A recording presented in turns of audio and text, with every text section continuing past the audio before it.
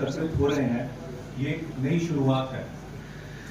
1 जुलाई 2024 हमें याद रहेगा, क्योंकि ये जो कानून अब बदले जा रहे हैं इनमें बहुत सारे प्राविधान 19वीं शताब्दी के हैं, 1860 के, 1872 के। सीआरपीसी में कुछ चेंजेस 1973 में हुए थे, बट उसको भी चेंज करते हुए जो अब नए परिप्रेक्ष्य में जो कानून इस देश में होने चाहिए, इस देश को आगे बढ़ाने के लिए, वो कानून आज इम्प्लीमेंट हो रहे हैं और इम्प्लीमेंट हो गए हैं रात्रि से। और नई एफआईआर भी उन नए सेक्शंस में, नए कानूनों में दर्ज होनी शुरू हो गई है।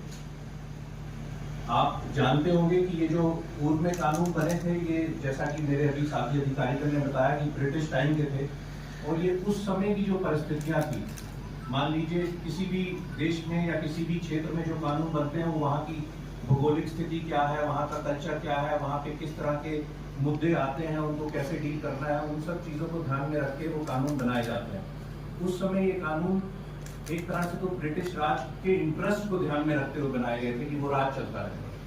अब हम एक दूसरे परिप्रेक्ष्य में है, दूसरे समय में है, दूसरे टाइम में है, जहाँ पर ये चेंजेस होने की बहुत आवश्यकता थी और फाइनली ये चेंजेस किए गए हैं। मैं ये नहीं कहता कि ये चेंजेस फाइनल है कि आगे नहीं, ये एक डायनामिक प्रोसेस है जो आगे भी फॉलो होता रहना चाहिए। पूर्व में भी अमेंडमेंट्स होती रही, जो एग्जिस्टिंग लॉज है उनमें होती रही, बट ये जो नए हैं उन सब चीज़ों को जो आज की डेट में आवश्यक है उनको इनकॉर्पोरेट करके बना लिया गया है। और आगे भी मुझे उम्मीद है कि हम बढ़ते रहेंगे, नई चीज़ें देखते रहेंगे और उस हिसाब से जनता को न्याय मिल सके, ये उस दिशा में कार्रवाई बढ़ती रहेगी। ये जो लॉज हैं इसमें जो अवधारणा है वो पहले से थोड़ी डिफरेंट कर दी गई है। पहले उद्देश्य होता था दंड देने का, अभी भी क्राइम होगा तो दंड तो उसके साथ रहेगा, परंतु मेन फोकस आधार था दंड देने का। अब मेन फोकस है कि सुधार कर सके, न्याय दे सके। और उसमें भी जैसे कि अभी एसीपी साहब ने भी बताया कि कैसे कम्युनिटी सर्विस को भी इंक्लूड किया गया है। तो कुल मिला के ये है कि हम दंड को अपना बेसिस ना मानकर हम न्याय को, जस्टिस दिलाना अपना आधार बनाए। और इसमें नए कानून में न्याय को, समानता को, निष्पक्षता को, इसको हाईलाइट किया गया कि ये हमारे गाइडिंग प्रिंसिपल्स होंगे जिनके आधार पे ये कानून बनाए गए हैं और इनको इम्प्लीमेंट किया जाएगा। जहां तक चेंजेस की बात है, आवश्यक है कि सबको उस चीज की जानकारी हो। मैं समझता हूं कि धाराएं तो अभी जो पुलिस के भी कर्मचारी, अधिकारी होंगे, सारे उन धाराओं को नहीं जानते होंगे, बट जो मुख्य चीजें हैं जो जनता आती है कि मेरा ये मुकदमा था, इसमें कार्रवाई नहीं हुई, वो चेंजेस धीरे धीरे से जनता तक पहुंचाने आवश्यक है, जिसकी आज एक शुरुआत है कि आप लोग भी इसमें हिस्सेदार बनेंगे और इसको आगे पहुंचाएंगे। अब 302 हत्या की बात करते थे, वो 103 हो गया, चोरी 379 सबको मालूम होता था, वो 303 हो गई, बलात्कार 376 कहते थे, 64 हो गया। तो ये धीरे धीरे सब लोगों को इसकी जानकारी होगी, बट खासकर क्या है, किस तरह से अब न्याय प्रणाली में चेंज लाना है, वो ज्यादा इम्पोर्टेंट है। तो इसमें जो मुख्य तौर पे मैं ये कहना चाहूंगा कि इसको पब्लिक सेंट्रिक करने के लिए बनाया गया, पीपल सेंट्रिक करने के लिए, कि जनता जो है उनके हितों को ध्यान में रखा जाए। बहुत सारी प्रोविजंस उस हिसाब से डाली गई हैं कि जनता को सुविधाजनक हो। अब जैसे एफआईआर लेने से ही, हम एफआईआर दर्ज करने की बात से ही अगर शुरुआत करते हैं, 0 एफआईआर कई क्षेत्रों में पहले भी होता था, कई डिस्ट्रिक्ट्स में, स्टेट्स में, बट वो एट डिस्क्रिशन हो जाता था।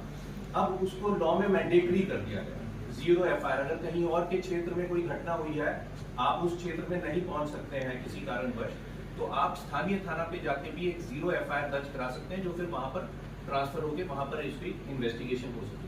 ई एफआईआर को भी मैंडेटरी कर दिया, इलेक्ट्रॉनिक फॉर्म में एफआईआर। जरूरी नहीं है कि थाने पे पहुंचकर फिजिकली प्रेजेंट होकर आप अपनी शिकायत दर्ज कराएं और एफआईआर दर्ज हो, ई एफआईआर के रूप में भी दर्ज किया जा सकता है। एफआईआर की फ्री कॉपी को भी देना मैंडेटरी कर दिया गया। जैसे कि बताया कि इन्वेस्टिगेशन जब होगी तो पब्लिक को ट्रांसपेरेंसी रहे, पता रहे कि इन्वेस्टिगेशन में हुआ क्या है। अभी लोग आते हैं, जानते हैं कि भाई हमने एफआईआर दर्ज कराई थी, हमें नहीं मालूम है क्या है, तो ऑफिसर्स हैं, कोशिश करते हैं कि अच्छा हमारे पास भी कोई आता है तो हम थाने से पता करके बताते हैं कि इसमें क्या हुआ, अपने ऑफिसर से बात करके बताते हैं। हो सकता है इंपॉर्टेंट केसेस हो, हमें जानकारी हो, हम उसमें बताते क्या हो। But now it is mandatory कि जो विक्टिम है, कंप्लेनेंट है, उसको प्रोग्रेस ऑफ इन्वेस्टिगेशन के बारे में पता हो। और ट्रांसपेरेंसी का एक और लेवल ये भी है कि ट्रायल चल रहा है, ट्रायल में मुकदमे को किसी वजह से वापस लिया जा रहा है। विड्रॉल ऑफ प्रोसिक्यूशन जो होता था कुछ केसेस में, कुछ मापदंड जो वो केसेस पूरा करते थे और कुछ सर्कमस्टांसेस में, उनमें भी विक्टिम जो है, जो कंप्लेनेंट जो है, उसको बिना सुने कोर्ट को वो डिसीजन नहीं लेना। तो ये ट्रांसपेरेंसी इसमें है कि विक्टिम को सुना जाए, कंप्लेनेंट को सुना जाए, उसकी बात सुनने के बाद ही ये निर्णय लिया जाए कि ये प्रोसिक्यूशन विड्रॉल के लायक केस है कि नहीं। इसके साथ साथ और सुगम बनाने के लिए टेक्नोलॉजी का इस्तेमाल पे भी फोकस किया गया है, जिससे स्पीडी जस्टिस मिल सके, चाहे वो इन्वेस्टिगेशन का पार्ट हो, चाहे वो ट्रायल के दौरान की बात हो। इन्वेस्टिगेशन में भी बहुत सारी चीजें हैं जो कि इलेक्ट्रॉनिकली कर सकते हैं, जैसे कि मेरे साथी अधिकारीगण ने बताया, आप एविडेंसेस जो रिकॉर्ड कर सकते हो, जो स्टेटमेंट्स आपने रिकॉर्ड करनी है वो आप इलेक्ट्रॉनिकली रिकॉर्ड कर सकते हो, ऑडियो विजुअल रिकॉर्डिंग हो सकती है, जो डॉक्यूमेंट सबमिट करने हैं इन्वेस्टिगेशन में सबमिट करने हैं वो इलेक्ट्रॉनिक डॉक्यूमेंट्स हो सकते हैं।